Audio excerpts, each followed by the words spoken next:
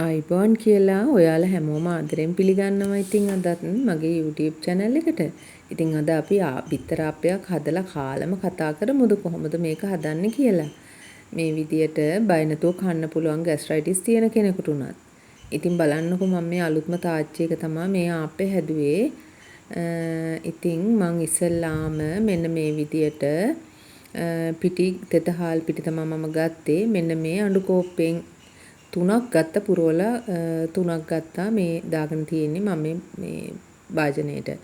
ඉතින් ඒකෙන් ඒ වගේම පොල් ගෙඩියක් බිඳලා ඒකේ තියෙන පොල් වතුර වලින් පොල් කිරි මිරික ගත්තා. හොඳ මිටි කිරි අඬු කෝප්පයක්.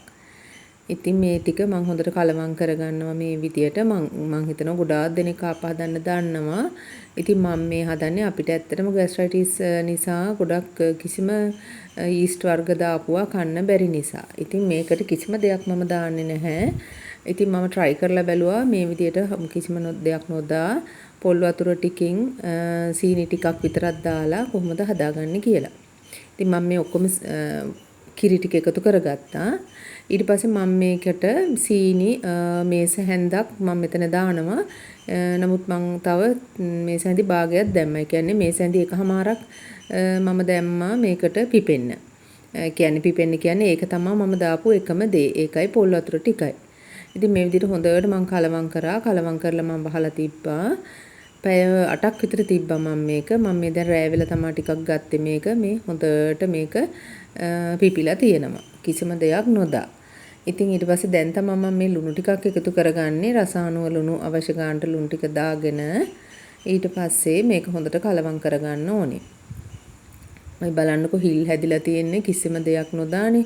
ඉතින් අපි බොරුවට ඊස් දාගෙන කාලා නේද ગેස්ට්‍රයිටිස් කියලා. ඉතින් හරි අමාරුයි ඊට පස්සේ ගොඩ වැඩි දෙනෙකුට මෙහෙම කෑවම අපහසුයි ඊස් දාලා. ඉතින් ඒකයි මේ විදිහට මම හදුවේ.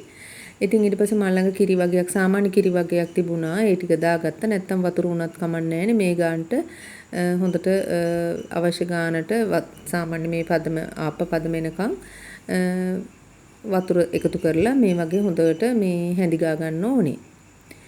ඉතින් මම මෙන්න මේ විදියට ඒ ටික හදාගත්තා. ඉතින් මේ අලුත්ම තාච්චියක් මම ගත්තේ. ඉතින් ඒක මේ විදියට ලිපෝන් කරලා මුණින් අතට නමලා මම විනාඩි 5ක් තියලා තිබ්බා. ඉතින් මම ඉක්මනට හදන්න ඕනේ නිසා මෙන්න මේ විදිහට ආප්පයක් දාලා ගත්තා. ඉතින් ඉක්මනින් ආප්පේ ගැලවෙනවා. මේ බලන්න කිසි දෙයක් මම දැම්මේ නැහැ. ගොරක තැඹුවේවත් ඔය ගොඩක් දේවල් කරනවනේ කට්ටිය. ඉතින් ඒ කිසිම දෙයක් නැතුව තමයි මම මේ විදිහට මේ ආප්පේ හදලා මේ ගත්තේ. ඉතින් අපි බලමු තව බිත්තර ආප්පයක් දාලා මේ විදිහටම. ඉතින් තවත් මේ විදියට ගෙදර ආප්ප හදලා නැතුව අනේ කන්න විදියක් නැහැනේ හොඳට කියලා හිතන අය ඉන්නවනම් මේ විදියට හදලා බලන්නකෝ කිසිම ප්‍රශ්නයක් නැතුව හොඳට කන්න පුළුවන් හදාගෙන බය නැතුව කන්න පුළුවන්. ඉතින් cook with nikini මගේ YouTube channel එක subscribe කරලා මාත් එක්ක දිගටම රැඳිලා ඉන්න කියලා ආදරෙන් ඉල්ලා සිටිනවා. ඉතින් මං ඔයාලාව ආයෙත් දවසක මේ වගේ ලස්සන වීඩියෝ එකකින් හම්බ වෙනකන් ගිහින් එන්නම්. සුබ දවසක්.